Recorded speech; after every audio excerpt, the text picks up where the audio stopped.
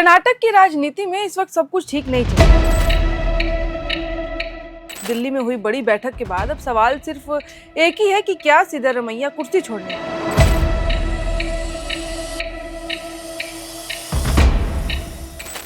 बात यह है कि दिल्ली में राहुल गांधी, मल्लिकार्जुन खड़गे और कर्नाटक के दोनों बड़े नेताओं के बीच 6 घंटे तक मीटिंग चली।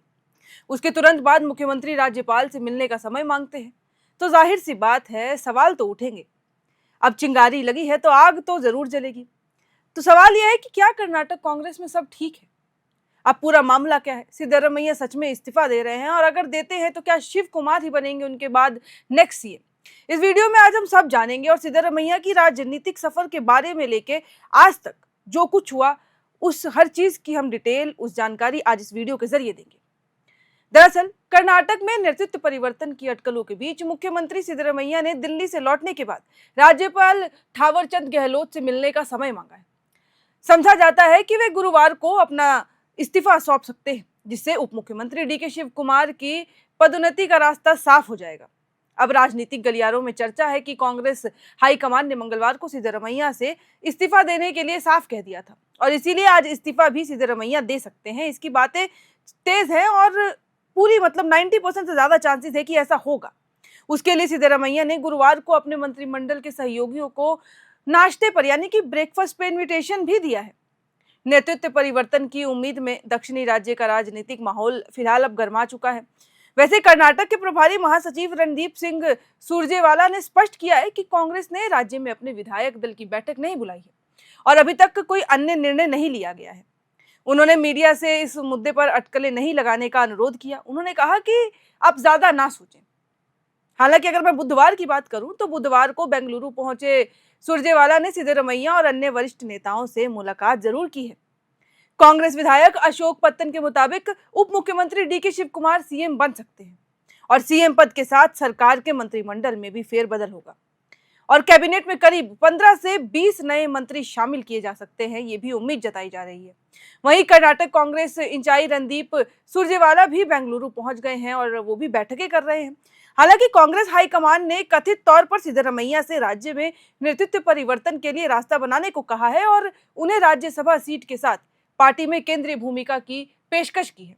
अब खबरों के अनुसार सिद्धरमैया ने अभी तक केंद्रीय भूमिका स्वीकार नहीं की है। आगे वो क्या करते हैं, वो उनके मन की बात है, वो अभी तक क्लियर नहीं हो पाया है। लेकिन सूत्रों का कहना है कि सिद्धरमैया ने पार्टी के शीर्ष नेता राहुल गांधी से सीधे संदेश मिलने के कारण पद छोड़ने का फैसला लिया है। वहीं भाजपा के प्रदेश अध्यक्ष बीपीआई विजेंद्र ने बुधवार को दावा किया कि कांग्रेस में अंदरूनी कलह से प्रशासन ठप हो गया है। सिद्धरमैया ने कर्नाटक को 10 लाख करोड़ के कर्ज में ढकेला है। इससे राज्य में मध्यावधि चुनाव होना तय है। हालांकि सिद्धरमैया अगर इस्तीफा देते हैं तो ये एक पहली बात होगी, लेकिन दूसरी बात ये जानना बहुत ज्यादा जरूरी हो जाएगा कि कर्नाटक के इतिहास में अब तक सबसे लंबे समय तक अगर कोई मुख्यमंत्री रहा है तो वो एक ही नेता है, और वो है सिद्धरमैया। उन्होंने जनवरी 2026 में ही डी देवराज उर्स का रिकॉर्ड तोड़कर ये उपलब्धि हासिल की। कर्नाटका में 7.1% आबादी वाले कुरुबा समुदाय से हैं। अहिंदा गठजोड़ का सबसे बड़ा चेहरा माने जाते हैं, यानी कि अल्पसंख्यक, ओबीसी और दलित लोगों में ये प्रमुख माने जाते हैं। इसीलिए उन्होंने इस्तीफा के साथ ये मांग रखी थी कि किसी दलित नेता को मेरे बाद मौका दिया जाए अगर मैं सीएम नहीं रहता हूं तो। अब वहीं अगर उनके करियर की बात करें तो 1983 में वो निर्दलीय उम्मीदवार विधायक बने। 1985 में जनता पार्टी सरकार में पशुपालन मंत्री बने। 1996 में जनता पार्टी सरकार में उप मुख्यमंत्री बने। फिर 2005 में अहिंदा रैलियों के कारण देवेगौड़ा में मतभेद हुए। फिर 2006 में जेडीएस से निष्कासित किए गए। 2006 में अपने समर्थकों के साथ कांग्रेस में शामिल हुए, और फिर 2013 कांग्रेस की जीत के बाद पहली बार मुख्यमंत्री बने। 2023 में फिर दूसरी बार मुख्यमंत्री बनते हैं, और अब वो मंत्री इस्तीफा देने वाले हैं। सोचिए किस तरीके का फेरबदल चल रहा है। और कर्नाटक में सीएम विवाद की टाइमलाइन को अगर हम समझे तो 13 मई 2023 विधानसभा चुनाव के रिजल्ट आए थे। कांग्रेस को 135, बीजेपी को 66, जेडीएस को 19 और अन्य को 4 सीटें मिली थी। 20 मई 2023 सिद्धरमैया ने सीएम पद की शपथ ली। डीके शिव कुमार उप मुख्यमंत्री बने, और तभी से 2.5 साल के फॉर्मूला की चर्चा शुरू हो गई। 30 जून 2025 में डीके शिव कुमार समर्थक विधायकों ने अब डीकेएस को सीएम बनाओ की मांग की। विवाद के बाद हाईकमान ने रणदीप सुरजेवाला को बेंगलुरु भेजा। मामला को सुलझाया गया, पूरा समझा गया कि आखिरकार चल क्या रहा है। फिर 8 से 9 जुलाई 2025 में पहले डीके शिव कुमार फिर सिद्धरमैया दिल्ली पहुंचे। हाईकमान से मुलाकात के बाद कांग्रेस ने मुख्यमंत्री बदलने की अटकलों को खारिज कर दिया। फिर डायरेक्ट 20 नवंबर 2025 सरकार के 2.5 साल पूरे होने के साथ सत्ता परिवर्तन की चर्चा एक बार फिर से तेज हो गई। डीके शिव कुमार समर्थकों ने खुलकर मुख्यमंत्री बनाने की मांग की। फिर 3 दिसंबर 2025 डीके शिव कुमार दिल्ली पहुंचते हैं। सिद्धरमैया ने कहा कि बुलावा होगा तभी जाऊंगा, जिससे राजनीतिक तनाव की चर्चा और बढ़ गई। 26 मई 2026 सरकार के 3 साल पूरे होने पर डीके शिव कुमार के समय जवाब देगा बयान से अटकलों में फिर से एक हवाबाजी आ गई। हाईकमान ने फिर साफ किया है कि मुख्यमंत्री पद पर कोई चर्चा ही नहीं हुई है और अब 26 मई को सिद्धरमैया और डीके शिव कुमार दिल्ली पहुंचते हैं।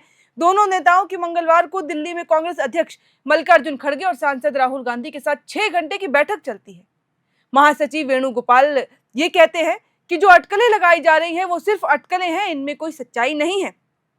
फिर बैठक में राज्यसभा और विधान परिषद चुनाव पर चर्चा हुई।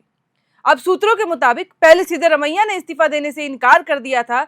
सिद्धरमैया ने पार्टी नेतृत्व से कहा था कि अगर मुझे हटाया गया तो पार्टी टूट जाएगी, क्योंकि 50 से 60 विधायक मेरे साथ हटेंगे, यानी कि मैं अकेला नहीं हटूंगा। अब मैं डीके शिव कुमार के नीचे काम नहीं कर सकता। हालांकि अब उनको राज्यसभा में भेजने की तैयारी की जा रही है और जैसा कि बिहार में हुआ, नीतीश राज्यसभा गए और उनके बेटे को मंत्री बना दिया गया, वही अटकलें अब यहां भी लगाई जा रही हैं। कर्नाटक में मुख्यमंत्री बदलने की चर्चा अभी से नहीं 2023 से ही चल रही है। शिव कुमार के समर्थक विधायक कहते आ रहे हैं कि 2023 में जब कांग्रेस की सरकार बनी थी तब मुख्यमंत्री पद के लिए 2.5 साल की डील हुई थी, लेकिन सिद्धरमैया समर्थक अब इसे नकारते आए हैं। वो ये मानने को तैयार नहीं है कि ऐसी कोई बात की गई थी। वहीं कर्नाटक में कांग्रेस सरकार का 20 नवंबर 2025 को 2.5 साल का कार्यकाल पूरा होता है और उसके बाद फिर से डीके शिव कुमार और उनके समर्थक ये मांग करने लगते हैं। कुछ विधायक जो deputy CM D K Shiva Kumar के समर्थक माने जाते हैं, वे दिल्ली जाकर खड़गे से भी मिलते हैं।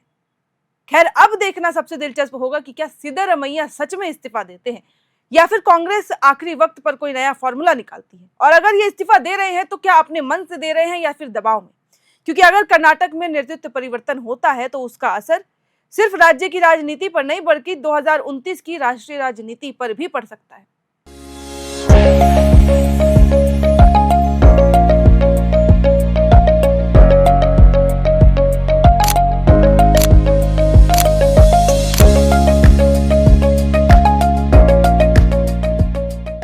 और ये जो कर्नाटक में कांग्रेस का पूरा सिलसिला चल रहा है वो आज से नहीं है।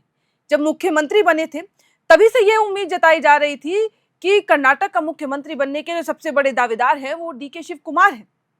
तो आखिर ऐसा क्या हुआ कि उनकी जगह सिद्धरमैया को बनाया गया?